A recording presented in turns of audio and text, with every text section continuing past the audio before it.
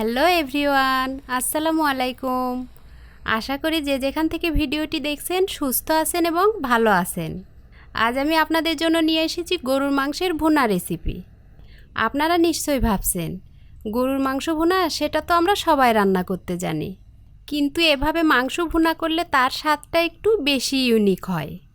Unique এই স্বাদটি পেতে হলে মাংসে আমি যে যে উপকরণগুলো ব্যবহার করেছি তার কিন্তু একটি উপকরণও বাদ দেওয়া যাবে না। এজন্য আপনাকে একটু কষ্ট করে সম্পূর্ণ ভিডিওটি দেখতে হবে। তাহলে চলুন রেসিপিতে ফিরি। প্রথমে আমি একটি বড় হাঁড়ি নিয়েছি।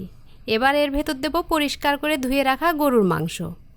এখানে আমি হাড় চর্বি সহ 1 কেজি গরুর মাংস নিয়েছি। এখন এর ভেতর দেব 1 কাপ পেঁয়াজ কুচি। তারপর দেব 2 চামচ শুকনা মরিচ গুঁড়া, 1 চামচ লবণ, 1 চামচ হলুদ গুঁড়া, 1 চামচ ধনিয়া গুঁড়া, 1 চামচ জিরা গুঁড়া, 1 চামচ মাংসের মশলা। এই মশলাটি আমি বাসায় বানিয়েছি। এই মাংসের মশলার একটি ভিডিও আমার চ্যানেলে দেওয়া আছে, ডেসক্রিপশন বক্সে লিংক দিয়েছি, আপনারা চাইলে দেখে আসতে পারেন। তারপর দেব 2 চামচ আদা রসুন বাটা, 1 চামচ খোসা সহ পেঁপে বাটা। এবার দেব 3 চামচের মতো তেল। এবার হাতের সাহায্যে খুব সুন্দর করে মাংসটা ম্যারিনেট করে নেব।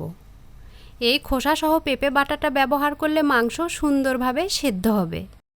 ফ্রেন্ডস, আপনাদের কাছে আমার ছোট্ট একটা রিকোয়েস্ট, যারা আমার চ্যানেলে নতুন অতিথি তারা প্লিজ আমার চ্যানেলটি সাবস্ক্রাইব করুন, আর যারা আমার বন্ধু হয়ে পাশে আছেন তাদের অসংখ্য ধন্যবাদ। মাংসটা মাখানো হলে এবার আমার হাতটা ধুয়ে মাংস সেদ্ধ হতে যে পানিটুকুর প্রয়োজন সেই পানিটুকু দেব।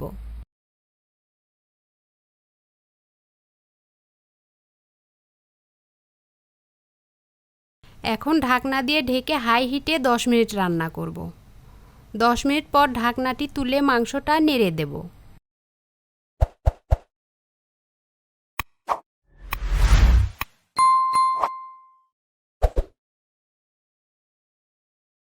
এবার এর ভেতর দেব 4টি আলু বোখরা এবং 4টি আস্ত রসুন। এই রসুনগুলো আমি সাবধানে ওপরের খোসাটুকু একটু তুলে নিয়েছি। এবার নেড়েচেড়ে দিয়ে ঢাকনা দিয়ে ঢেকে চুলার হিটটা কমিয়ে মিডিয়াম করে দেব। এবার এই মাংসের ভেতর দেব 5টা কাঁচামরিচ, 4-5টি লং এবং 6-7টি গোলমরিচ। এগুলো দিয়ে মাংসটা খুব ভালো করে নেড়ে দেব। তারপর ঢেকে মাংসের ঝোলটা গাঢ় হয়ে মাংসটা সেদ্ধ হওয়া পর্যন্ত লো হিটে রান্না করব। আমার মাংসের ঝোলটা কিন্তু শুকিয়ে এসেছে। অফ ক্যামেরায় আমি আরও 2-3 বার নেড়ে দিয়েছি। এভাবে কিছুক্ষণ পর পর মাংসটাকে নেড়ে দিয়ে খুব ভালো করে একটু সময় নিয়ে কষিয়ে নেব। একটা বিষয় খেয়াল রাখবেন, মাংসটা কিন্তু সময় নিয়ে কষালে মাংসের স্বাদটাও বেশি হবে।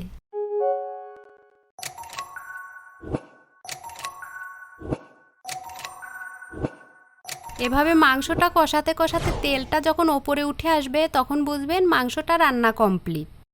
আর মাংসটা আমি চেক করে দেখেছি, সেদ্ধটাও ভালো হয়েছে। এখন মাংসটা আমি একটি সার্ভিং বাটিতে তুলে নেব। ব্যাস, তৈরি হলো আমার গরুর মাংস ভুনা রেসিপি। রুমা হোমমেড ফুডের সাথে থাকার জন্য সবাইকে ধন্যবাদ জানিয়ে আজ এখানেই বিদায় নিচ্ছি।